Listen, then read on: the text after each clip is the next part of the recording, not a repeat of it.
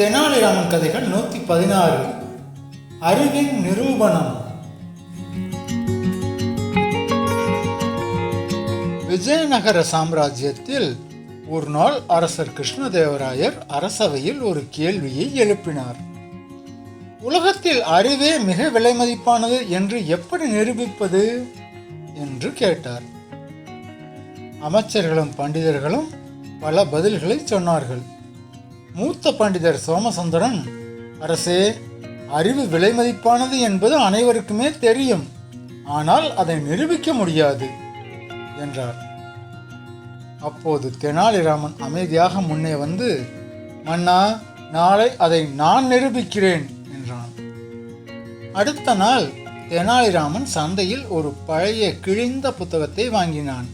அதை சுத்தமாக ஒட்டி அழகாக அலங்கரித்து அரசவைக்கு கொண்டு வந்தான். இது அரிய நூல் என்று சொல்லி பண்டிதர்களிடம் காட்டினான். பண்டிதர் ராமபட்டர் உட்பட பலர் உள்ளடக்கம் அறியாமல் அதை அதிக விலைக்கு வாங்கினர். அப்போது தெனாலிராமன், அறிவு இல்லாமல் கிழிந்த காகிதமும் அரியதாக தோன்றியது, இதுவே அறிவின் மதிப்பு என்றான். பண்டிதர்கள் ஏற்கவில்லை. அவர்கள் ஒரு பொற்கிண்ணத்தை கொடுத்து, இதை அதிக விலைக்கு விற்று காட்ட முடியுமா என்று கேட்டனர். தெனாலிராமன் அந்த கிண்ணத்தை விவசாயி மாரியப்பனிடம் கொடுத்து, இது உன் உழைப்பின் நினைவு, பாதுகாப்பாக வைத்துக்கொள் என்றான். நீ அதை விற்கவில்லை என்றனர் பண்டிதர்கள். தெனாலிராமன் சொன்னான், தங்கத்திற்கு விலை உண்டு, உழைப்பின் மதிப்பிற்கு விலை இல்லை.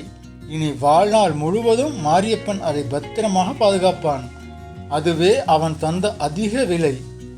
ஆனால் அதை உணர அறிவு தேவை.